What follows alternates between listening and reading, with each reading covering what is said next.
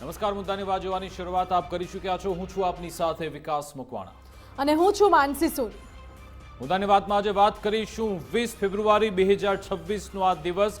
માતા પિતાની સહમતિ બાદ જ લવ મેરેજ અથવા તો મેરેજ સર્ટિફિકેટ મળી શકશે એ પ્રમાણેની તૈયારી કરવામાં આવી છે. પરંતુ અને હવે આજે સમજવાનો પ્રયત્ન કરીશું કે આ નિર્ણયને સમાજ કેવી રીતે જુએ છે, બંધારણ પણ કેવી રીતે જુએ છે એને સમજીશું. બિલકુલ, આમાં ઘણા બધા લૂપ હોલ્સ પણ રહેલા છે, એટલે લૂપ હોલ્સ કેવી રીતે કવર થશે, કારણ કે કાયદાકીય દ્રષ્ટિએ આપણું જે સંવિધાન છે એ આપણને દરેક દીકરીઓને, દીકરી હોય કે દીકરો, દરેક વ્યક્તિને એ અધિકાર આપે છે કે તે પોતાની પસંદગીનો પાર્ટનર ચૂઝ કરી શકે છે.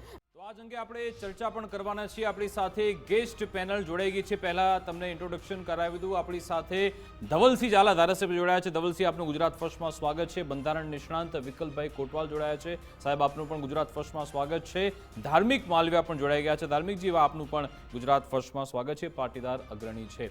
ઓકે, ડોક્ટર વિકલ્પ, આપનું શું કહેવું છે કે બંધારણમાં તો આર્ટિકલ 21ની પણ વાત છે, અને જ્યારે આ રીતનો મોટો નિર્ણય લેવામાં આવે તો શું કાયદાકીય અડચણ આ નિર્ણયની અમલવારીમાં આવી શકે છે ખરા? આપને લાગે છે કે મામલો કોર્ટમાં પહોંચે અથવા તો કોઈ પણ એવી રીતે? આ સૌપ્રથમ આ બાબતે આપની પ્રતિક્રિયા શું છે, આ નિર્ણય બાબતે?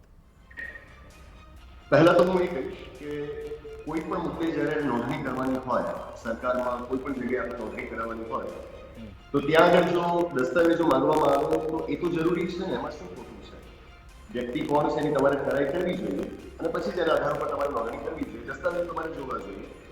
પણ મુખ્ય મુદ્દો અહીંયા આગળ જે નડે છે એ છે કે તમે એ કહી રહ્યા છો કે તમે તમારા મા બાપની જાણ કરી નથી, એનું ડેક્લેરેશન તમારી સાથે જોડવાનું રહેશે.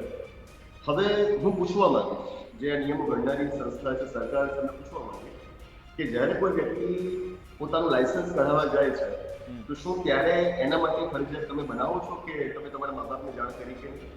તમે જ્યારે વોટર આઈડી કાર્ડ કઢાવવા જાઓ છો ત્યારે તમે મા બાપની એ મંજૂરી ફરજિયાત બનાવો છો? આજે આપણે જોઈએ છીએ કે લોકો લાયસન્સ હોય ન હોય ગાડી રીતે હંકારે છે કે રસ્તામાં લોકોને કચડી નાખે છે.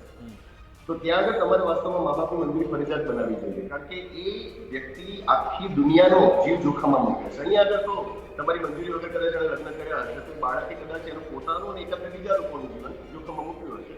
ત્યાં આગળ પેલો ગાડી મોકલનારો વ્યક્તિ તો આખી દુનિયાનું જીવન જોખમમાં મૂકી રહ્યો છે.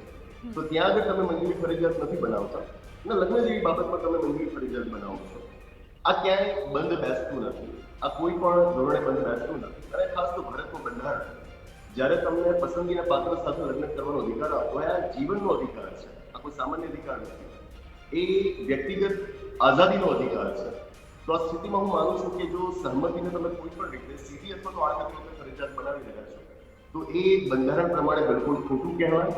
અને આ વાત પડકારાશે કે નહીં એ પછીની વાત. હું અંગત રીતે કહીશ કે આ વાત પડકારવી જોઈએ, કોર્ટમાં આ મામલો ચેલેન્જ થવો જ જોઈએ. બિલકુલ. અને ડોક્ટર વિકલ્પ, આપ શું કહેવા માંગશો? આપ કોઈ આમાં સરકારને સૂચન કે આ તો જે નિયમ આવ્યા છે એમાં કોઈ ફેરફાર, એને ઓર સારી રીતે અમલીકરણ થઈ શકે એ માટે આપ કઈ કહી શકો? તો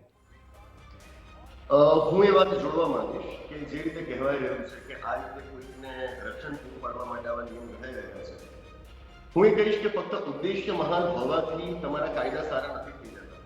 તમારે જોવું પડે કે તમે જે કાયદા ઘડ્યા છે, જે નિયમો બનાવ્યા છે, એની અસર શું નીપજવાની છે.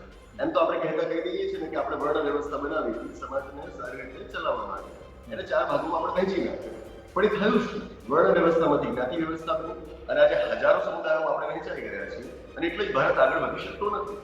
તો કહેવાય માંગુ છું કે વર્ણ વ્યવસ્થાને જે મહાન ઉદ્દેશ્ય સાથે રજૂ કરવામાં આવી હતી અને ઉદ્દેશ્ય નિષ્ફળ ગયો, એ જ રીતે તમે આ નિયમોને બહુ મહાન ગણાવવા છો કે એના ઉદ્દેશ્ય બહુ સારા છે. ખોટી વાત છે બધી.